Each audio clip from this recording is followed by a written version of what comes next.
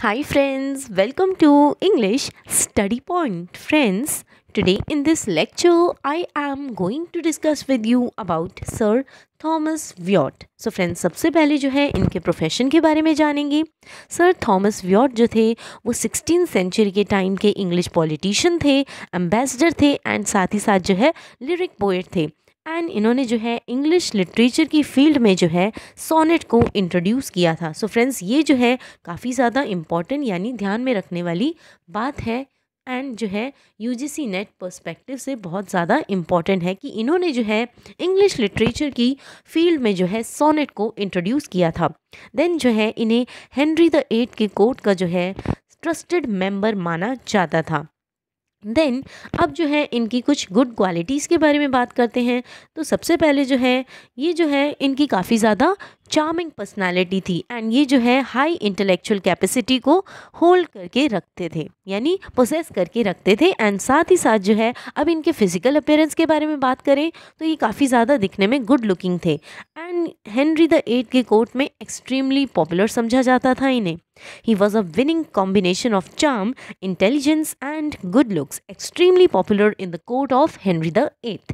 Then जो है इन्हें डिप्लोमेटिक मिशन पर जो है फ्रांस एंड इटली में हेनरी द एट के द्वारा जो है भेजा जाता है, जहाँ पर यानी फ्रांस एंड इटली में जाकर जो है ये अलग अलग तरीके की पोइटिक फॉर्म्स और स्टाइल्स को एनकाउंटर करते हैं एंड साथ ही साथ अपनी खुद की पोइटिक फॉर्म और स्टाइल को जो है वहाँ पर जाकर इन्फ्लुएंस करते हैं. So he influence his own poetry. Then इन्हें जो है हेनरी द एट की तरफ से जो है ऑनरेरी पोजीशन जो है वो ग्रांट हुई है एंड साथ ही साथ जो है एन बुलीन ने भी इन्हें ऑनरेरी पोजीशन जो है ग्रांट की है एंड इन्होंने जो है नाइटहुड का टाइटल जो है वो अचीव किया एंड जो है ये सर थॉमस व्याट बन गए यानी थॉमस व्याट से जो है ये सर थॉमस व्याट बन गए. Then he struggle with Duke of Suffolk. Please remember this कि इन्होंने जो है लड़ाई की थी ड्यूक ऑफ सफॉल्क से एंड कारण ये था क्योंकि जो है हेनरी द एट को जो है पता लगा कि उनकी वाइफ एन बुलीन का जो है इनके साथ यानी ड्यूक ऑफ सफॉल्क के साथ जो है लव अफेयर है. तो ये जो है ड्यूक ऑफ सफॉल्क के साथ जो है लड़ते हैं. So he struggle with Duke of Suffolk because Henry eight got to know about his love affair with Anne Boleyn. Then Italian poetic form he brought to England. Very important friends, क्योंकि ये जो है UGC net से के perspective से जो है बहुत इंपॉर्टेंट है कि इन्होंने जो है इंग्लैंड में जो है ये इटालियन पोइटिक फॉर्मेट को लेकर आए. Then along with Henry Howard, Sir Thomas Wyatt is credited with introducing Italian sonnet to English language. यानी हेनरी हॉवर्ड के साथ साथ जो है इन्होंने जो है इनको जो है क्रेडिट किया जाता है. क्योंकि जो है इन्होंने इंग्लिश लैंग्वेज में इटालियन सोनेट को इंट्रोड्यूस किया था. Please remember this. Then Henry Howard and Thomas Wyatt imported Italian और Petrarchan sonnet. Please remember this कि इन्होंने क्या किया था. हेनरी हॉवर्ड एंड साथ ही साथ थॉमस व्याट ने जो है इंपोर्ट किया था इटालियन या फिर पेट्रार्कन सोनेट को.